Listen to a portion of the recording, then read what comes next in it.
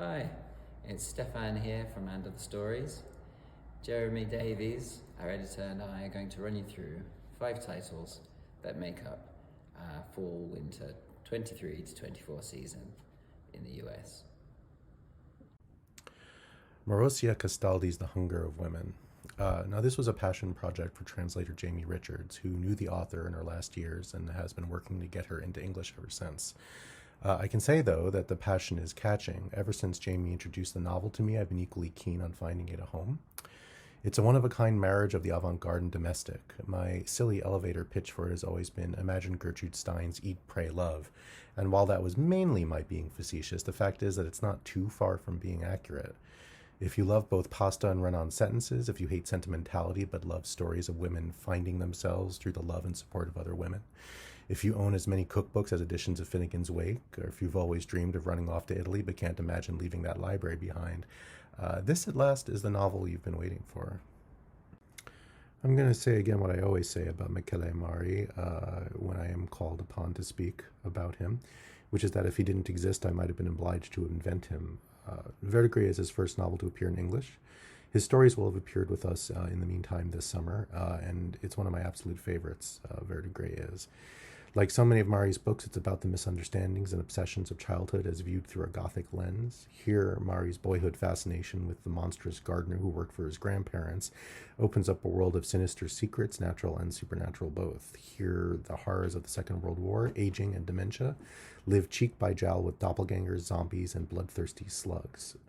If you want another ridiculous elevator pitch, here it is. This is H.P. Lovecraft's Tuesdays with Morrie, and I hope you enjoy it as much as I do. Gerald Murnane needs no introduction, but don't be fooled by his grizzled photo, that weather-worn appearance, and his life in the outback. Murnane writes like Nureyev danced. It's all elegant poise, never a foot wrong. Inland comes to you about halfway through our Murnane publication program, and that's a program that at some point we trust will be punctuated by a Nobel Prize for him. Even without that canonization, does seem complete at this point. The Guardian called him the best writer you might not have heard of. There was the New York Times feature about him as a future Nobel laureate. And then there was critic Merv Emre's long-form essay in the New Yorker about Murnane and all his books. And this book is his masterpiece of masterpieces. And that's Coetzee's opinion, but I do agree with him. It was first published in 1988 in Australia. Dalkey Archive Press did the first US edition, but that's now long out of print, and it's time to make it available again. Time for a real reading experience.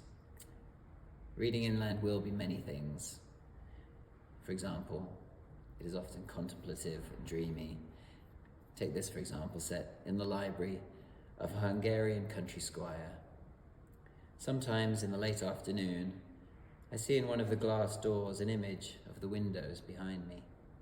I see an image of clouds drifting across the sky, and I think of the white or grey pages of books drifting across the space behind covers and spines. Clouds drift through the sky, and the pages of books drift through the libraries of manor houses. There will also be scenes from a rural Australian childhood, early love, and there will be American office life. And yet, that American office life in a skyscraper somehow reminds one, in its playful, stylized nature, of Wes Anderson's Grand Budapest Hotel. Take this, set in an office, believe it or not, of an academic journal on prairie grasses.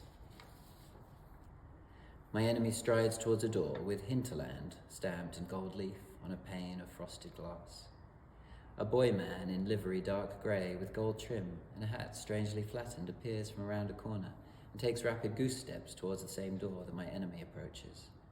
The boy man holds his right hand near his right ear with palm upward and fingers splayed. The splayed fingers support a silver salver. On the salver is a parcel of brown paper with many coloured postage stamps in rows like military decorations. There. Just a few samplings for you from Inland, a book to savor. I'm not sure why, but I have to say, I'm much more of a novel man than a short story person. I'm much more likely to finish a 600-page brick of a novel than read through a 20-page story in its entirety, which might be some kind of sickness, but I want to believe it means something when I say that it was through her short fiction that I first fell for Jessi Stevens' work. Though she's better known now for her two acclaimed novels of ideas, The Exhibition of Persephone Q and The Visitors, Jessi began with, and I think really shines in the short form, writing like an end times Christopher Isherwood on a tour of the ruins of civil society.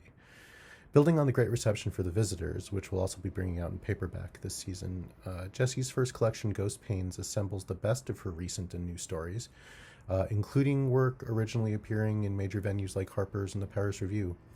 I'm also happy to report that Jessi's going to be available for U.S. events in the spring of '24, so you won't have to take my word that she's the best young American writer we've got going.